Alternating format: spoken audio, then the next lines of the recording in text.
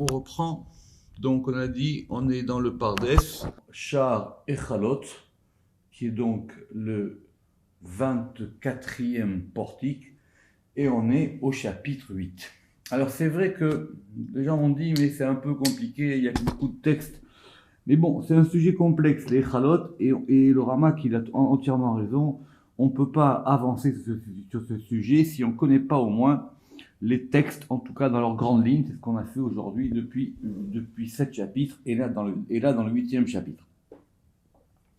Donc il faut travailler, et il faut avoir ces textes bien en main, sinon après évidemment on dit des bêtises.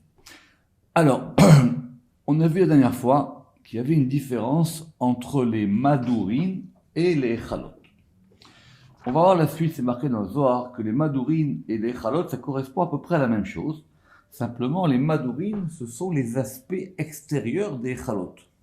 D'accord? Donc vous avez les Echalot, et les Echalot, elles sont entourées de Madourim.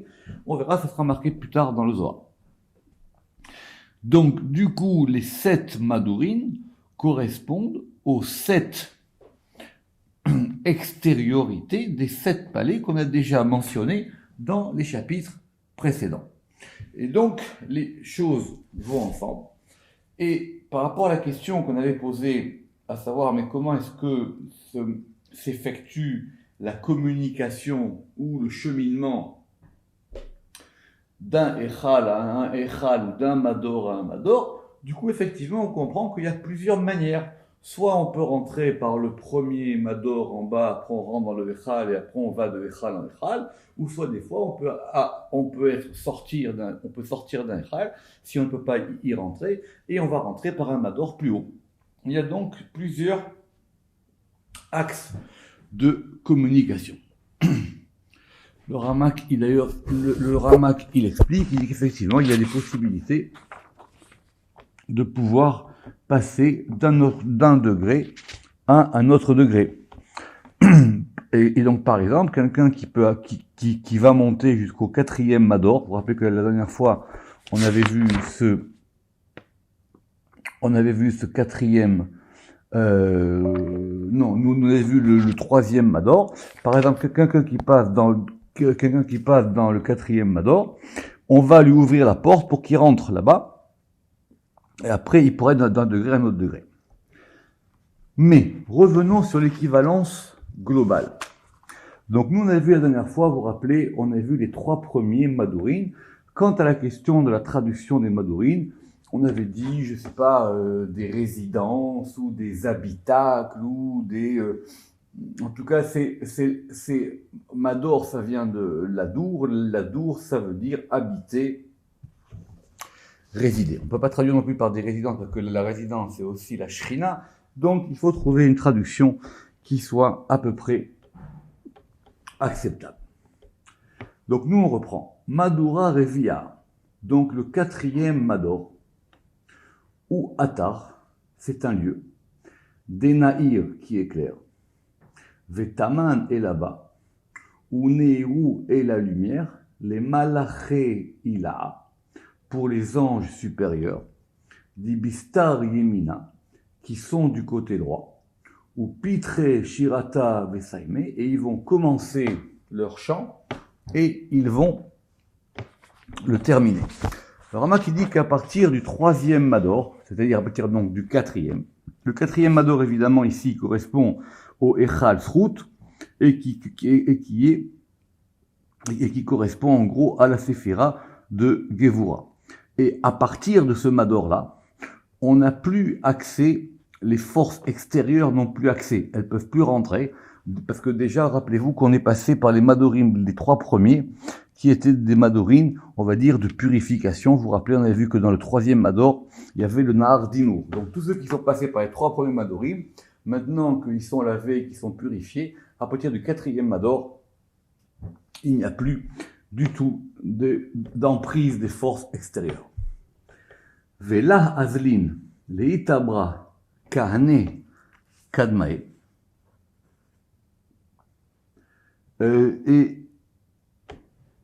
Et quand ils vont, ils le terminent comme les précédents, des pas très shirata, parce que ceux dans les palais précédents, qu'est-ce qu'ils faisaient? Ils commençaient, les anges qui étaient là-bas, ils commençaient à chanter, Veit Togdan, et tout de suite, ils étaient brûlés, ils étaient consumés, ou Mitabran Benour Dalik, et ils passaient par un feu brûlant, Vetavin ou Mitrachin, et après ils revenaient, et ils se renouvelaient comme au départ. Vous savez, c'était le fait que tous les matins, ça recommençait, parce que les anges, effectivement, ils ont chacun des durées particulières, et comme leur élément c'est le feu, c'est par le feu qu'ils se détruisent et par le feu qu'ils se régénèrent. Vehané, et ceci, Kaimi Bedur Tayu, et ils se tiennent ici, dans leur lieu. Vela Mitavran, et ils ne disparaissent pas. Vehané Malaché de Rahame, et ce sont des anges de miséricorde, de la Mishtanian Le'almin, qui ne changent jamais. Et c'est à leur sujet que le verset dit, Ose Melachav Ruchot, dans les psaumes, il fait de ces anges des esprits. Et ces anges-là, ils vont exécuter leur mission dans le monde. Et ils ne sont pas vus par les hommes, c'est-à-dire les gens ne les voient pas. Bar Bechizura, si ce n'est dans des visions.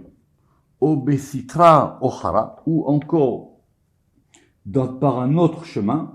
Et Besuchlatenu Sagi, ça veut dire par le fait qu'il y ait une grande attention, c'est-à-dire qu'il y a une grande réflexion, une grande pensée, une grande compensation. Où est-ce qu'on trouve ça? On trouve ça dans Parashat Mishpatim. Il y a un verset qui dit là-bas que Moïse, il a pris des paniers et il a divisé le sang. Et là-bas, Rashi dit que c'est un ange qui est venu et qui l'a fait. C'est des fois des actions qu'on fait et nous on fait l'action, mais il y a un ange qui fait l'action à votre place. Et donc, le Rama qui dit qui sont des choses qui se font par un ange. Et donc, quel est l'ange principal préposé dans ce palais? Vechad Malacha Memuna Layou, qui donc prévoyait sur les autres, lui il s'appelle Pédaël. Ça veut dire quoi, Pédaël? Ça veut dire que, vous savez ce que c'est la Pédaël? C'est le fait de délivrer. C'est l'ange qui délivre. Et parce qu'il va ouvrir, il ouvre les portes de la Teshuvah pour que puisse rentrer la Tfila, c'est comme ça qu'il dit le Ramak, ou B, Patrin Miftehan de Rahame, et par lui, s'ouvrent les portes de miséricorde, pas exactement comme il a traduit dans Charles, les Iloun des Kaimen, les Gabé des Maréoun, pour ceux qui se tiennent, alors ça dépend des versions, pour ceux qui se tiennent devant leur maître, ou Patrin Tarain, et il ouvre des portes, les Avera Tseluteroun, pour pouvoir faire passer leurs prières, ou Baoutoun, et leurs suppliques. C'est ça. Alors juste, nous on a une version, c'est que vous avez ici les Inoun des Kaimé, les Gabé, les Demaréoun, alors que le Ramak dans le Zohar, il a une autre version et il dit les Inoun des Taïvin, et à ceux qui reviennent. Et l'autre version, c'est que soit on dit, et il a les clés des portes, ou soit on dit, et c'est par lui que s'ouvrent les portes. Donc ça c'est donc, on a dit, le 4e palais, qui correspond au palais de miséricorde. Et donc par ce palais, effectivement, on peut rentrer et après progresser de palais en palais. Madura Hamisha. Donc maintenant, la 5e résidence. La 5e résidence, elle correspond donc au palais de Echal Ava. Et Echal Ava, vous rappelez que c'était lié à la sphira de Chesed. Madura Hamisha, le 5e palais, ou Madura Na'ir Benehiru Yatir. C'est une résidence où il y a plus de lumière que tous les palais qu'on a vus auparavant. Vehit be malachim, et il y a des anges. Mineun Isha. Certains ils sont des anges de feu, ou Mineun Maya, et certains sont des anges d'eau. Alors on a vu cette histoire, vous vous rappelez de c'est quoi les anges de feu ou les anges d'eau. Alors Rama qui dit que de toutes les manières les anges ils sont tous de feu. On verra ça effectivement plus tard. Quand on verra les anges dans les chapitres, dans les chapitres suivants. Mais il dit que les anges ils sont tous de feu. Quand on parle ici d'anges d'eau, on parle ici des anges qui sont par prédominance chesed, et le Rama qui renvoie dans le Bahir, dans le Brit Menucha. C'est que le Brit Menucha, c'est un ouvrage assez ancien qui parle des anges là-bas, et là-bas il dit qu'il y a 3 types d'anges, ou plutôt qu'il y a 3 types de feu. Donc il y a du feu qui refroidit. Donc c'est un feu, on va dire, qui va radoucir les choses, et celui-là, il est lié à l'eau. Ou il y a un feu qui est un feu dévorant, et il y a un feu qui est entre les deux. Et donc effectivement, ça correspond à ces 3 types d'anges qui sont ensemble. Donc on va dire, c'est pour ça qu'il y a des anges qui sont plus du côté de la miséricorde, comme par exemple Michael, et des anges qui sont plus du côté de la Gvura, comme par exemple Gabriel. Donc, on reprend Madura Chamisha ou Madura Naïr Beneiru Yatir Mikulu Kadmae Vehidbe Malachim. Il y a des anges, Mineun Esha, certains sont de feu, ou Mineun Maya, certains sont d'eau. Les hymnines, et quelquefois Mishtakache, ils se trouvent en miséricorde, ou les hymnines Mishtakache Bebedina, et des fois ils se trouvent en din. Ilin Besitrada, et donc ceux-ci sont de ce côté-là, c'est-à-dire les anges de feu, ils sont du côté gauche, et les anges d'eau, ils sont du côté droit. Les Ilin Besitrada, et les autres sont de l'autre côté. Les Imnin Neirin, quelquefois ils éclairent, Ilin, Vechashrin Ilin, et des fois ils obscurcissent. Ilin Memanan, les Amra, les Marioun, et ce sont des anges qui sont préposés à chanter pour leur maître, Ve'ilin beflagut laila, et ils sont à Chatzot. Pourquoi? Parce que à Chatzot, il y a 2 côtés. Il y a un côté où la nuit, elle est obscure, c'est-à-dire avant Chatzot, et il y a un côté où la nuit, elle va éclairer, c'est-à-dire après Chatzot. On avait vu cette histoire, cette fameuse discussion sur les gens qui font les bêtises de faire les stirot avant Chatzot laila. Donc, Ilin beflagut laila. Et donc, il y en a qui sont au degré du milieu de la nuit. Donc, le Rama qui dit que le din de Chatzot, c'est un din doux. Le din qui est avant Chatzot, c'est un din beaucoup plus fort.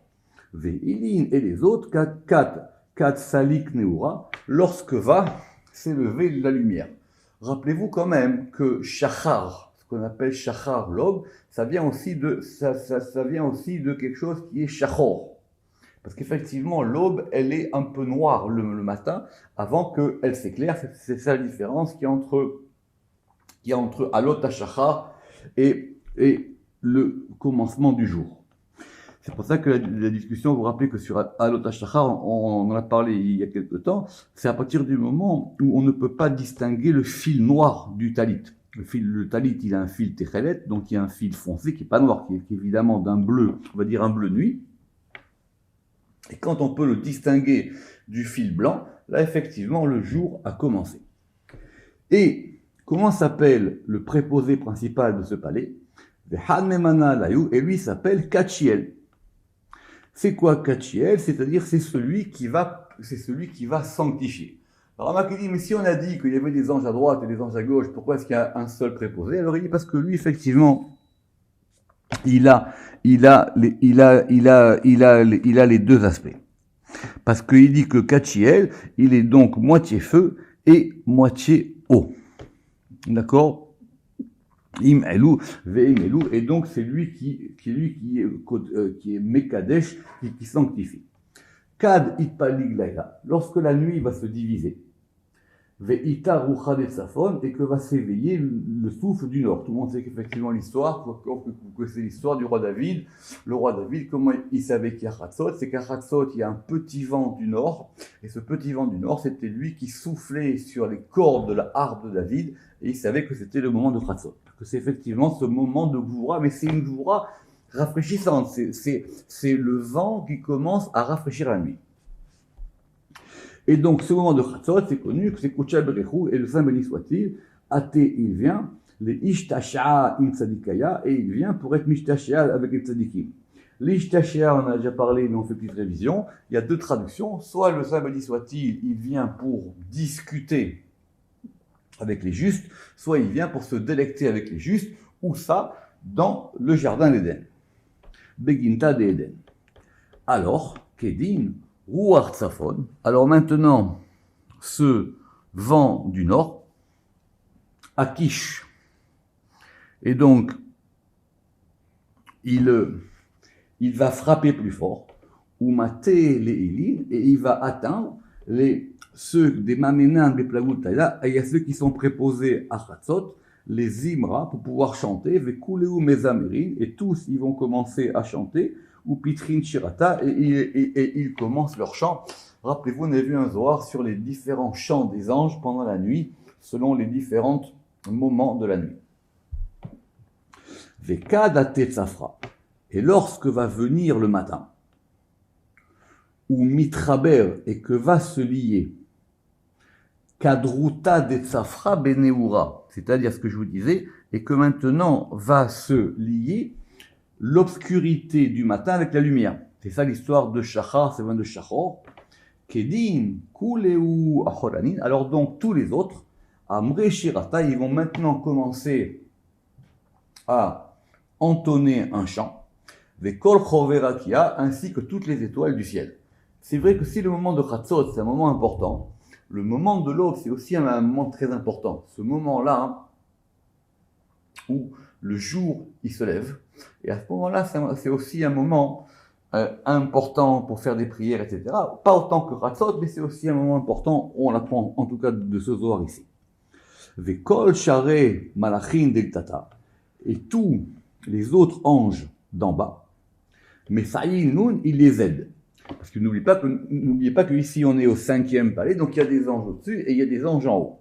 Et ça, c'est expliqué dans un très très beau verset que vous devez apprendre, qui est dans Yov, Beron Yachad Korve Boker Vayiriaou Kol Bene Elohim. Beron Yachad, ça veut dire, alors lorsque Beron, Ron ça vient de Rina, lorsque vont se réjouir ensemble, Korve Boker, les étoiles du matin, Veyariou, et que ils vont, c'est comme terroir, ils vont pousser des cris, ils vont crier très fort, Kol Bene Elohim, tous les fils de Elohim. Alors Makili, c'est quoi ici? C'est Bene Elohim. C'est Bene Elohim, ce sont donc les anges qui sont en bas. Ad, jusqu'à Israël, Natle Shirata, jusqu'à ce que Israël, ils vont commencer à prier à l'aube. Et donc ils prennent ce shir, Vetouch Bahata, et ils prennent cette louange à la suite des anges. N'oubliez pas qu'il y a des prières qu'on fait en conjonction avec les anges, comme par exemple la Kedusha de Keter ou de Moussaf. Madura Shtita, le 6e palais. Le 6e palais, il correspond donc au palais de Echal Aratzon, et lui correspond à Tiferet. Ou Madura Ila, c'est un palais très haut, supérieur, qu'arrive les Malchut Shamaya, et il est proche du maître des cieux, ou il est proche du royaume des cieux. Et dans ce palais, où bas Arvin, il y a des bateaux. Alors c'est quoi cette histoire des bateaux? Alors le Rama qui va expliquer ça dans son Pirouche sur le Zohar, là-bas, il dit que les bateaux sont des choses qui vont sur la mer. Et la mer, c'est Chesed, donc oui, ce sont comme des influx, c'est-à-dire ils portent des messages, comme des bateaux qui vont maintenant remonter des rivières et remonter des courants, ou qui vont après aller dans la mer. Et il y a donc des naharim, des fleuves, venahalim, et alors des fleuves, alors plutôt des rivières et des fleuves, des mitplagan minyama, et qui vont se disperser en sortant de la mer. Donc effectivement, vous vous rappelez que dans le Gan Eden, il y avait déjà aussi 4 fleuves, et ces 4 fleuves, ils venaient d'un fleuve. Le Ramak ici, il a un compte particulier, et il dit que comme c'est Tiferet, c'est de lui que maintenant vont s'écouler tout dans les 7 séphirotes inférieures, et on va considérer ça comme étant des cours d'eau. Rappelez-vous qu'au début du Pardès, si vous vous souvenez bien, la meilleure métaphore que le Rama qu'il avait donnée pour expliquer les sphirotes, c'était de l'eau. C'est un cours d'eau. Les gens, ils veulent faire les sphirotes avec des cercles ou je sais pas quoi, mais le Rama qu'il avait ramené un Zohar là-bas, il avait dit, mais la meilleure manière d'expliquer les sphirotes, ce sont des cours d'eau, c'est de l'eau qui coule. Et donc imaginez maintenant qu'il y a de l'eau, qu'il y a des confluents, et ces confluents-là, ils vont effectivement passer toute une circulation maritime, presque, on pourrait dire. Vekama Nounin, et il y a donc de nombreux poissons, des marchands qui vont nager, les Arba Sitré Alma, aux quatre coins du monde. Rappelez-vous, vous rappelez l'histoire des poissons, il y a les poissons cachers, il y a les poissons pas cachers, on a vu ça dans le DAG, vous rappelez l'histoire de pourquoi les poissons, il faut qu'ils aient des écailles et des nageoires. Mais en tout cas, les poissons, ils sont souvent comparés aux tzadikim, souvent, en tout cas quand ils sont cachers, parce que ce sont des éléments, et même Rabbi Akiva, il avait dit qu'un juif, ça se compare à un poisson. Ve'alayhu, ve'ela minehu, et au-dessus d'eau, Sarchil Memanan, et donc ils nagent vers les quatre directions du monde, et ils sont, par ceux qui sont au-dessus d'eux, je dois juste voir un petit problème de version, et ça, Memanan, et il y a donc des préposés, et le préposé principal, c'est Uriel. Donc on a retrouvé maintenant Uriel. Rappelez-vous qu'on avait, on avait une question, vous rappelez Michaël, Gabriel, Raphaël. En tout cas, ici, on voit bien que Uriel, comme on l'avait vu dans le Zohar pour ceux qui ont suivi, ce Zohar sur Shavuot, Uriel ici, il est donc bien lié à Tiferet. Donc, il s'appelle Uriel, Shemeh, Ve'u Memana, et il est préposé al Kol Ilin Tataïn, à tous ceux qui sont en dessous de lui, Ve'kulehu Natle, et ils prennent tous Besha'ate Veri'e, et ils prennent tous les heures et les instants. Alors ça, c'est intéressant. Parce que c'est eux qui vont maintenant disposer le temps. Kad natle arbe, lorsque vont maintenant voyager les bateaux, les citradas ou les citradas de tel côté ou de tel côté. Parce que c'est de Tiferet que maintenant va se faire toute la circulation de tous les côtés. Kad natle arbe, les stars d'Arom, lorsque les bateaux y vont du côté sud. Mais mana dekaim leositra. Et quel est l'ange qui est préposé sur ce côté-là? Évidemment, le sud c'est Chesed, donc c'est Michaël. De Atememina qui vient de la droite. Vekad natle arbe, les stars Safon. Et lorsque maintenant vont prendre les bateaux du côté nord. Mais mana dekaim alayou, le préposé qui se tient sur ceux qui sont du côté nord. De ce côté-là, c'est quoi? C'est la Gvoura, donc c'est Gabriel. Deate misitra desmala. Vekanat le harbe l'estar mizrach. Et lorsqu'ils vont maintenant du côté est, à Taman Nemana, là-bas aussi, il y a un préposé. Des Kaima Alayou, qui est sur eux, les Aïsitra de ce côté, et lui, il s'appelle Raphaël. Shemé Veou le Yimina. Donc on voit bien ici que Raphaël, il est lié à l'est. Il est lié à Tiferet. Alors, comment on peut dire qu'il était lié à Tiferet? Comment on peut dire qu'il était lié à Tiferet alors qu'on a dit que c'était Uriel? Alors, c'est pour ça qu'on a plusieurs versions. Darom, ça c'est d'accord. Le Darom, là-bas, ce sera des Raphaël, et ou Uriel. Et donc, il y a deux versions dans le Zohar. Alors, on a dit que toutes les deux versions, elles vont ensemble. Donc, ça veut dire qu'effectivement, alors, je reprends ici, on a dit, lorsque c'est du côté,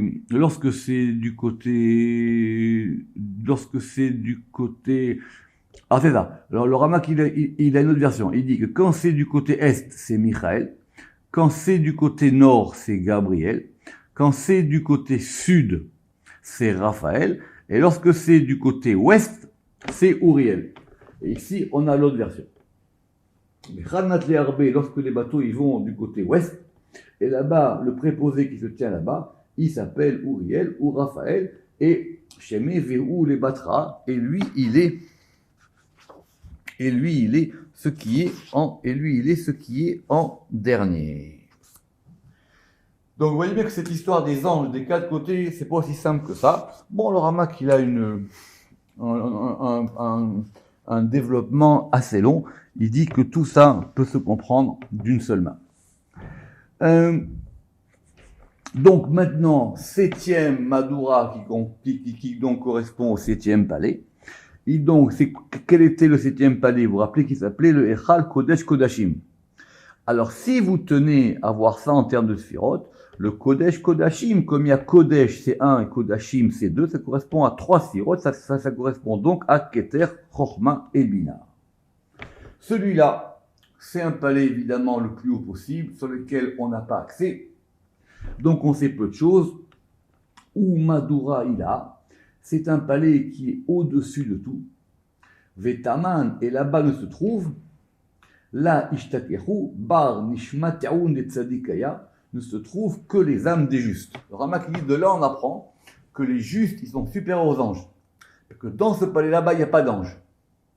Parce que les âmes des justes, elles sont liées directement au Kisei Akavot. Le Ramak a une très belle expression, et il dit que ces âmes-là, elles sont Ochazim.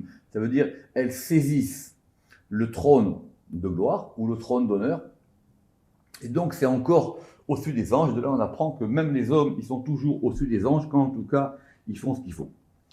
Des Taman, Mitadin, Mezora, parce que là-bas, ils vont se délecter du Zohar, de la splendeur supérieure, au Mitadan, et ils vont se délecter, Betafnukin, alors de délices, d'agréments, Betafnukin, Veluilaïn, le Ramak dit effectivement que chaque mot il est important, que le Tafnukin, alors je vais voir celui là-bas, il dit que Tafnukin, le Zohar, il a c'est Bina, les Idunin, c'est Chochma, et les Tafnukin, c'est Keter.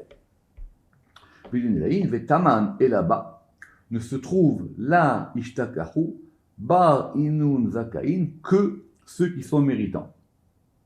Veginze Shalom, et les Genuzim, les choses qui sont enfouies, Shalom, Beracha et Nedava, c'est-à-dire ce qui correspond à la paix, à la bénédiction, et à la Nedava, et au don. Le Ramak dit, il y a effectivement aussi 3 éléments là-bas. Shalom, c'est lié évidemment, tout le monde sait que Shalom, c'est lié au milieu.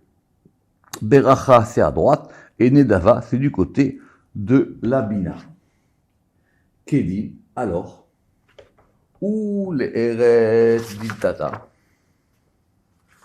Alors, il en est de même pour la terre de l'en bas. Ce sont les palais d'en haut. La terre de l'en bas, elle a aussi Shiva Midurim, elle a aussi 7 résidences. Rappelez-vous, c'est un midrash qu'on a vu au début du Zohar, il y a 7 degrés de terre.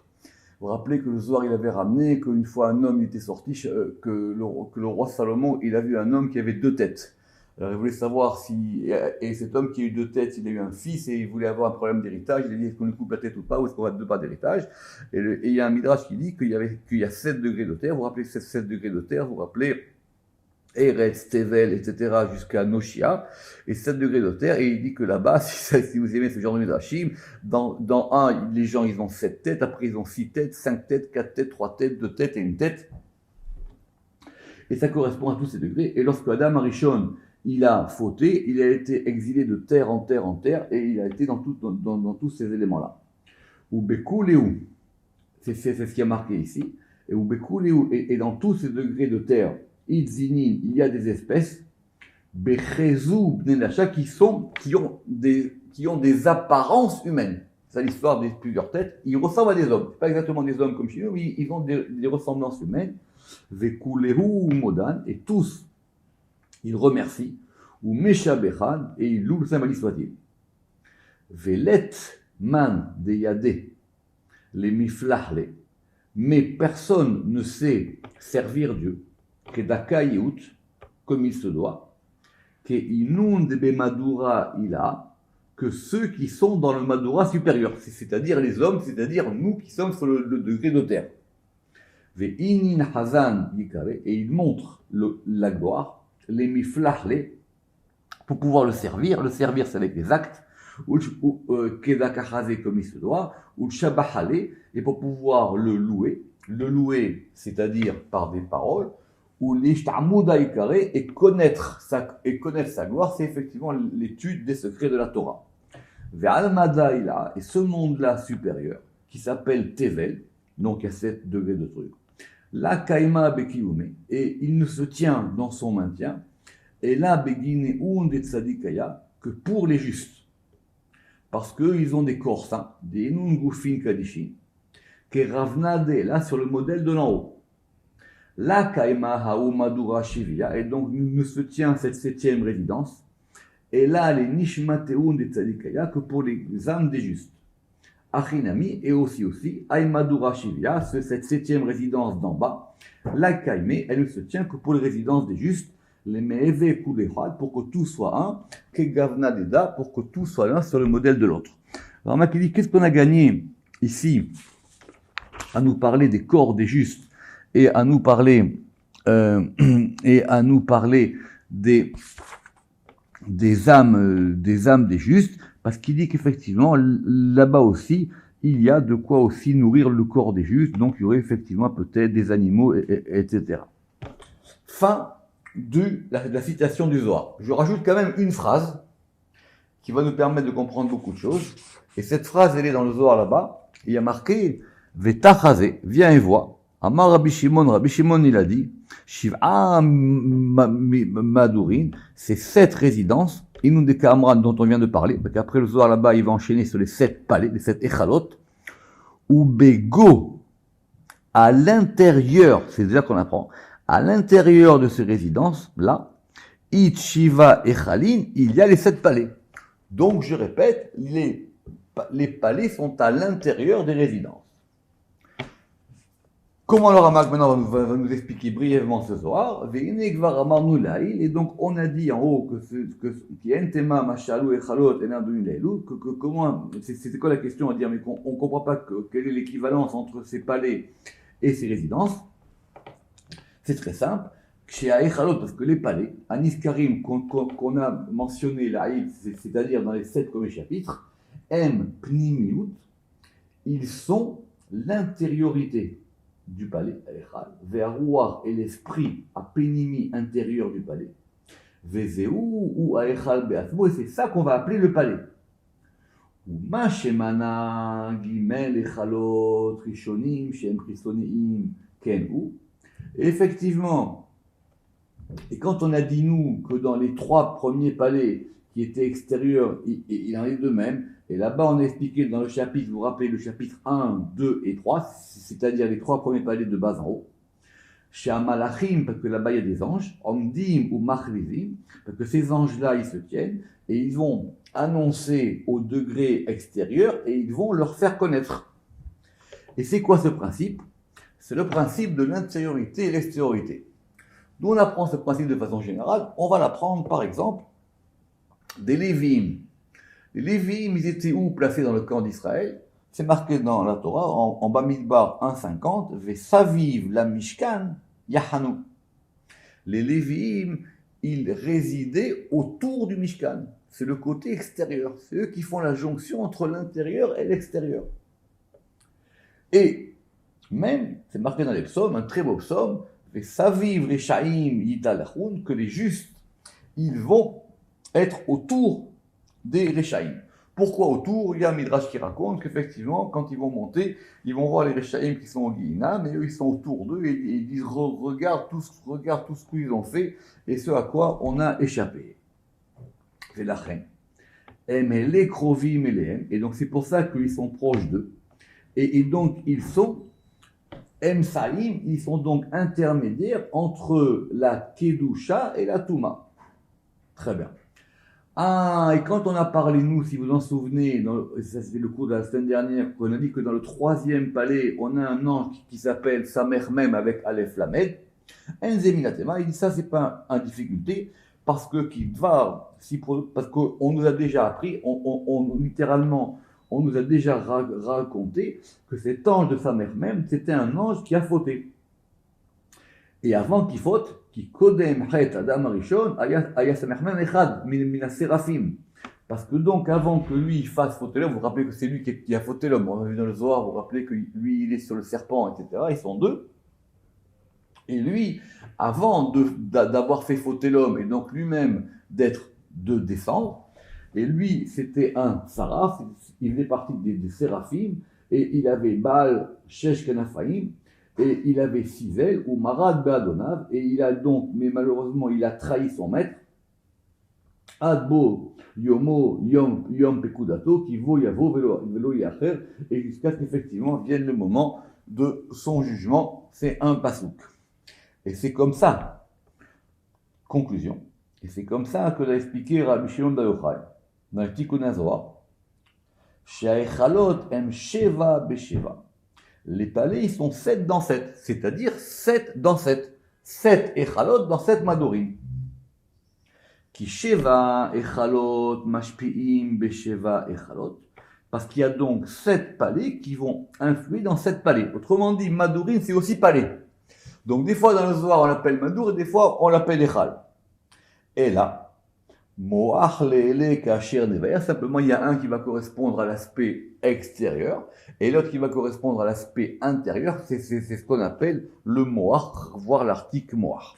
Baruch Hashem, on a terminé. À partir maintenant de la semaine prochaine, si Dieu veut, on va maintenant commencer à s'intéresser à toutes les questions des anges et des palais et de la circulation à l'intérieur des palais. Baruch Adonai Le'olam, Amen ve Amen.